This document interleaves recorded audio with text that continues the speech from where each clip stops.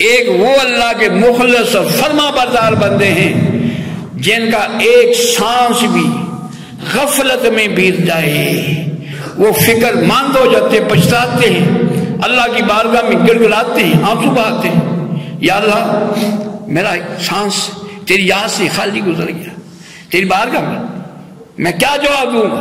ایک ایک سانس کا محاسبہ کرتے ہیں۔ ہم ان کے ماننے والے ہیں۔ تو آقا علیہ السلام فرماتے ہیں، فرمایا میں یہ چاہتا ہوں جب میرے اعمال فرشتے لے کر اللہ کی بارگاہ میں حاضر ہوں، اس پر لکھا ہو کہ یا اللہ تیرے محبوب روزے میں تھے، ہاں تیرے محبوب ہاں روزے دار تھے، ہاں کیسی؟ حالانکہ آقا علیہ السلام کو کوئی نیکیوں کی کمی نہیں، درجات کی کمی نہیں، پھر بھی آپ فکر کریں، پھر بھی فکر کریں، اللہ کے محبوب ٹھہرائے، اللہ کی بارگاہ میں منظور نظر ہو، پھر بھی یہ فکر کریں ہم گناہ گار ہونے کے باوجود ہمیں فکر جاتا رہا، ہمیں غم جاتا رہا، ہمیں احساس جاتا رہا۔ یہ فکر ہمیں ہونی چاہیے تھی۔ شعبان المعظم میں اعمال اٹھ جاتے ہیں، یہ اللہ کی بارگاہ میں پیش ہوں گے، اور شب برات والی رات اللہ تقدیر کے فیصلے جو لوگ ہماری تقدیر، کسی نے کہا سونے دے ہاتھ ڈور سادی، رب دے ہاتھ ہماری ڈور ہے، فرمایا جیوے رکھے سو رہیے، ہاں اس کے ہاتھ میں ہماری ڈور ہے، تقدیر کے فیصلے اس کے پاس ہیں۔ جو لوگ سعادت مند ہیں وہ شعبان المعظم کی ایک ایک گھڑی کی قدر کرتے ہیں، عبادت میں، اللہ کی فرما برداری میں، ریاضت میں، روتے ہوئے، گناہوں کی معافی مانگتے ہوئے۔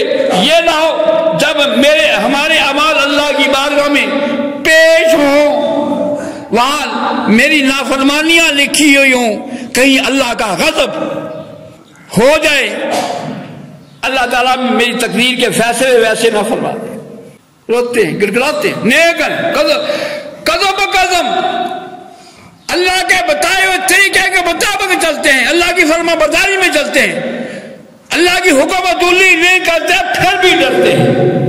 ہم قدم بقدم حکم عدولیاں کرتے ہیں، نافرمانیاں کرتے ہیں، اللہ کے احکامات کو ٹھکراتے ہیں، کبھی ہمیں اس کا غم نہیں ہوا، احساس نہیں ہوا۔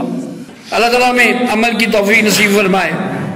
تو حضرت انس رضی اللہ تعالیٰ عنہ روایت فرماتے ہیں کہ آقا علیہ السلام سے سوال کیا گیا کہ سب سے افضل روزے کون سے ہیں؟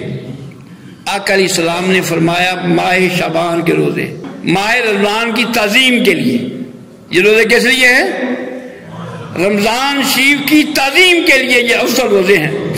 اور آپ نے فرمایا روزہ رمضان کے لیے تم اپنے جسموں کو شعبان کے روزوں سے پاک کرنے والا، جو میں نے پہلے بات کی ہے، یہ میں نے ادھر آنے کے لیے غسل کیا، کپڑے، تو اللہ کی حکم کی فرما برداری تعبیر کے لیے یہ شعبان المعظم اس کے جسموں کو، اس کے دل کو پاکیزہ کرتا ہے، تاکہ کما حقہ اللہ کے حکم کی بندہ تعمیل کر سکے۔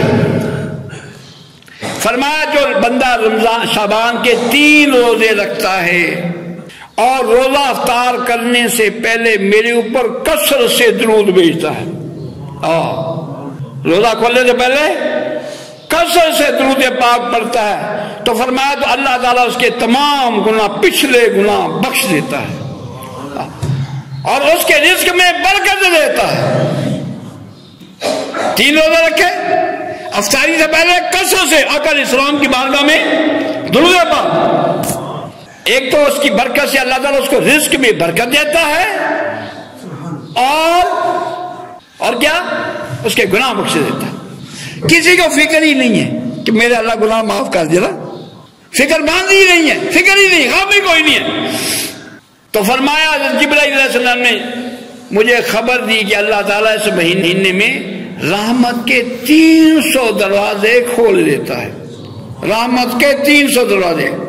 میں نے عرض کی تھی کوئی بتائے جنوری میں آپ کے لیے کیا برکتیں ہیں، فروری میں کیا برکتیں ہیں، میں بتاتا ہوں رجب میں کیا برکتیں ہیں اسلامی میں، جو اسلامی سال ہمیں بھول چکا ہے، اس کی عظمت ہمیں بھول چکی ہے۔ شعبان کی برکتیں کیا ہیں، رمضان کی برکتیں کیا ہیں؟ فرمایا اگر اسلام نے فرمایا، جبرائیل علیہ السلام نے بتایا کہ اللہ تعالیٰ 300 دروازے کھول دیتا ہے رحمت کے۔ آقا علیہ السلام ایک بار صحابہ کرام سے آپ نے پوچھا کہ تم جانتے ہو کہ شعبان کو شعبان کیوں کہتے ہیں؟ تو صحابہ کرام یہ عرض کرتے یا رسول اللہ، اللہ اس کا رسول زیادہ جانتا ہے۔ تو آپ نے فرمایا اس کے لیے رمضان المبارک میں اس کے لیے خیر کثیر کے شعبے نکل آتے ہیں۔ جو یہ شعبان کو روزوں کے ساتھ عبادت کے ساتھ گزارتا ہے، رمضان شریف میں اللہ تعالیٰ اس کے لیے خیر کثیر کے شعبے کھول دیتا ہے، نکل رکھتے اس کے لیے اس کو برکتیں ملتی ہیں۔ اللہ تعالیٰ ہم سب کو عمل کی توفیق نصیب فرمائے۔ دوستو یہ شعبان المعظم ہے، ابھی ایک اور شیطانی کام بھی ہونے والا ہے۔ ایک تو شیطانی کام کرتے ہیں تو اب اس میں دو شیطانی کام اکٹھے ہونے والے۔ کون شیطان کس کو برگلاتا ہے؟ ایک تو ہے 15 شعبان کو اسبازیاں پٹاخے چلانے والا شیطانی کام۔ میرے خیال لاہور میں ہندو کوئی نہیں رہتا، ہندوؤں والے کام سے شاید کوئی بچا ہوا ہو، ہندوؤں کے نقش قدم پر شاید کوئی ہو جو ہندوؤں کے نقش قدم پر نہ چلتا ہو۔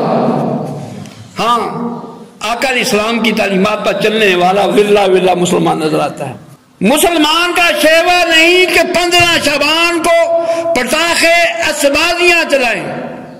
علماء فتویٰ یہاں پر دیتے ہوئے جھجکتے ہیں، کیونکہ جمعہ سننے والے کو چودھری بھی بیٹھے ہوتے ہیں، صاحب اختیار بھی ہوتے ہیں، تو ان لوگوں سے اگلے دن مولوی صاحب کی چھٹی ہوئی ہوگی نا۔ مسئلہ یہ ہے کہ جس کی اس نے مشابہت کی، فرمایا من تشبہ بقوم فہو منہ، تو جس قوم کی مشابہت کرے گا اسی میں سے۔ اس نے کافر کے کسی ان کے مذہب کی تشہیر کی، اس کو جو ہے پروٹوکول دیا، وہ کافر ہو گیا۔ کیا ہو گیا؟ کافر ہو گیا۔